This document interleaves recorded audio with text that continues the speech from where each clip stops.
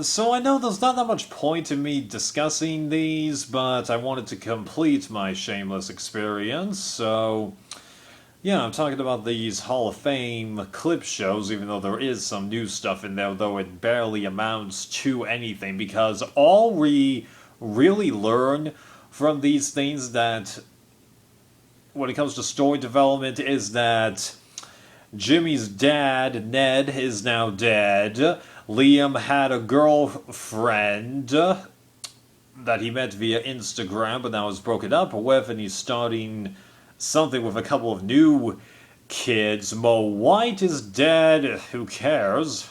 Especially since that's an obvious parallel to somebody that we all can easily name.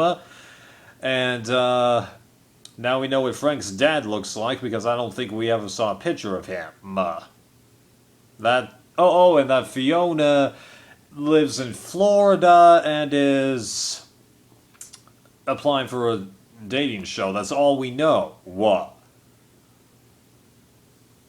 That it's all superfluous, really. Lee. Because the Liam bit, couldn't we have all seen that coming? Yes, we haven't seen his education, but with one more season left, we don't really have time to do that unless this thing does a fast forward for multiple years right at the end. I'll see. Because I'll be starting season 11 the second I end this thing. But yeah, all those things that I mentioned are pretty much just throwaway things, although I really would like to know how the heck that word came through the grapevine that Jimmy's dad, Ned, is dead because Jimmy was cut out a long time ago. Sure, Fiona was trying to be nice to him a couple of times, but after what happened with Ian, somehow I doubt that. I don't know. I'm really curious to know how that transpire, but then again, it could be just something that the show did for a little bit, abandoned, and then brings up again for convenience sakes. We've seen a bunch of that already, you know. Okay. And then other random thoughts about the episodes. Ian and Mickey? Come on. Nah. Isn't that how a bunch of married couples that started off as best friends act at that age? I would say so. Kevin and Veronica, nice real life parallel with the education bit during COVID, because I got lucky in that I actually finished getting my bachelor's degree right before COVID hit, so I didn't have to bother with any of that. But then again, since I was in college, it probably would have been a little easier for me in some circumstances, because if you were in community college, quite a lot of classes would have translated to the online format decently well, and you would have been fine. At the university level, especially when you get more major specific, not necessarily, especially with the math classes. Like, I don't know if you're going to do that. Really. And also, I would think that the lower you are in the public school system level, the harder it would be to adjust to a system like that, especially with barely anyone to observe you, and given how Kevin and Veronica own a bar, kind of tricky, although the ending of that episode, nice, that was a good one. Nah.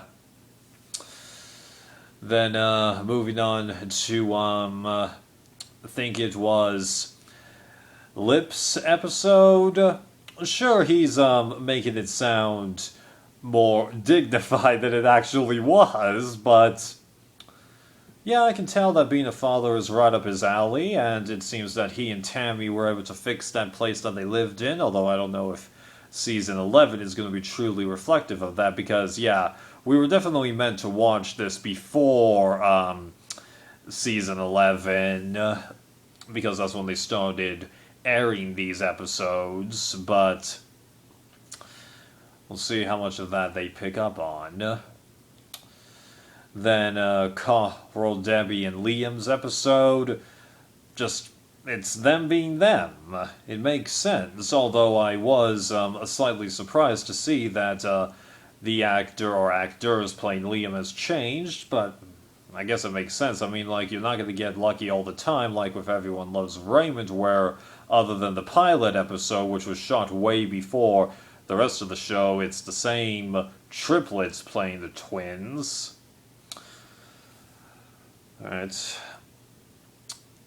Fiona's episode, well, it makes sense that they address her because she's the only member of that family that left, so it makes sense to mention her and showcase her, give people a reason to go back and see some earlier bits, but it does suck that she isn't there, even though I freely admit I did look this up, and as it turns out, Emmy wanted nothing more than to help out with season 11 a bit, but apparently because of COVID issues and the fact that New York is her home state, which had, I think, the most restrictive issues related to COVID in the entire country, she wasn't allowed to appear in any way. Like, they couldn't even get a production crew to her, so... yeah, makes sense. But it was nice that they tried at least. And then Frank's episode, the tiny spoof of A Christmas Carol. I'll admit that was very clever, having people that you wouldn't think of to visit him do it, especially when they break the tradition of having the Ghost of Christmas Future actually talk, although I wouldn't be too surprised if in the original book he might. I'm not sure, but I've never seen that ghost speak in any movie or play reproduction. The Mickey Mouse one doesn't count. But yeah, I call that decently clever, though of course, based on the amount of time that was left when he showed up at the Gallagher house, you knew that he wasn't going to fix anything. Well, that actually went on longer than I thought. I wasn't expecting this to be half as long as the rest of these videos, but alright, on to season 11.